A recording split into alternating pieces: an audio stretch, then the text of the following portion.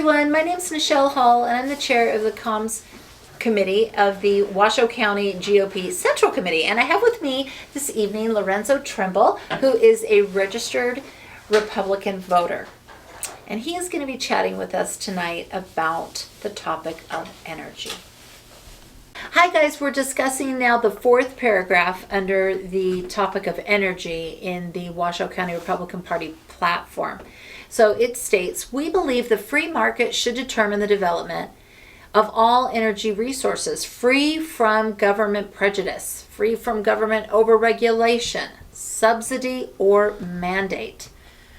So Lorenzo, do you concur with that idea? Absolutely. The model for our energy industry in the United States has been privately run and owned industry, and we have a very good energy. You know, our grid is very stable, much more so than other countries. We have very reliable sources of energy, and that's all because it's all been private. You know, I believe it was John Adams that said there was the invisible hand, and as a need arose, somebody realized it and came to meet that need and make some money in the process. So that's what that's how the whole private industry works. That may be a little elusive to some people, but it works really good. And you know, one of the things I mentioned when we talked about climate change is I think that's one of the motives between the climate change lobby is to control our energy and tell us what energy we can and can't use. For example, the mandate that fossil-fueled vehicles will no longer be allowed after some certain year. You know, that's not private industry. That's a government mandate. And did we even get to vote on that? So I think we'll see that these climate change lobbyists will keep pushing, and whatever it takes is going to be their argument, and it has to happen now. So we've got to do this one situation now, and you'll see they're going to start pushing either much more heavier control over the private industry and telling them what they can do or can't do to meet these climate change lobbyists' goals. Right, and so, I mean, if you drive around the country, most of the country, the air is wonderful, okay? The air is great. It's when you get into these super tightly congested population centers like, well, you know, Los Angeles, for example, that you're going to have poor air quality days. And I know the weather has something to do with that, but, you know, yeah, there are a ton of cars on the road in LA.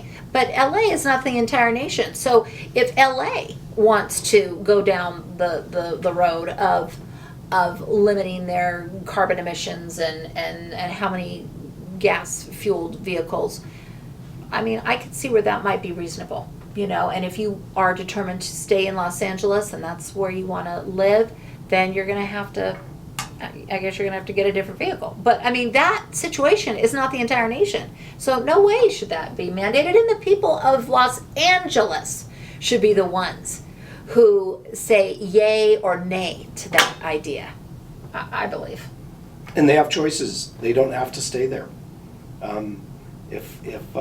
If the climate and environment is so dirty, I'd move away.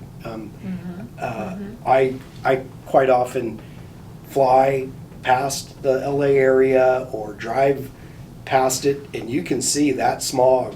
Oh yeah. Around LA from far away, and I wouldn't be living in LA. Sorry, not for me. So you know, people really need to make their own decisions, and I'm all for, hey, if you want to go buy an electric car because you don't want to be spewing out carbon emissions from your tailpipe, okay.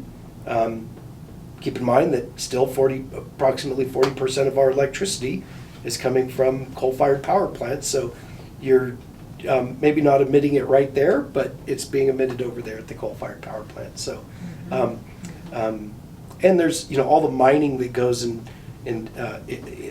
takes place to produce that lithium and to produce the other materials that go into that electric car. So Right. they're not totally carbon free, not clean, but that clean. I do like the idea of having vehicles that aren't emitting any noxious gases or Sure. harmful gases. If So- you have the infrastructure to juice up the cars, yeah, that helps. and I'm an advocate of public transportation, so people can take buses and trains and Right. as well as other things. We've seen a lot of people working from home since COVID hit, Yes. and if they're working from home, they're not putting, they're not out on the road driving cars and emitting those harmful gases. So, For sure. yeah. Yeah, I think, the municipality and the county, they should be, legislating things like that per, an educated voter base. It shouldn't be so top down. It should be the local area, right? So just kind of repeating my point, I guess, just that the people, I'm using LA as an example again. It's like, look at what you're living in, decide if that's what you want to be the case, and if it's not, then you go about addressing that in that region. That seems logical. I agree. And